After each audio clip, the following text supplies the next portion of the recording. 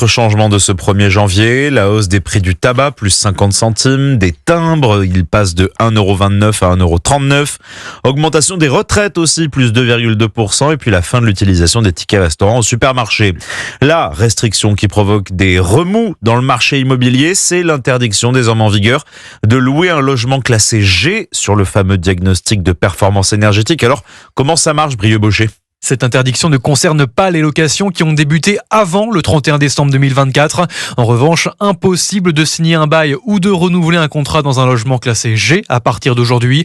Mais pas de panique, rien ne presse pour effectuer la mise aux normes. C'est en tout cas ce qu'on nous répond quand on contacte une agence immobilière à Paris. Le G n'est pas interdit sur Paris. Donc vous avez le temps ensuite, tant que vous ne le louez pas, vous faites les travaux quand vous voulez. Donc moi je vous conseille vraiment de revenir auprès de la personne qui a fait vos diagnostics, pour qu'ils vous disent à combien de centimètres il suffit d'isoler pour arriver en E. Une rénovation qui peut parfois coûter très cher, jusqu'à 30 ou 40 000 €.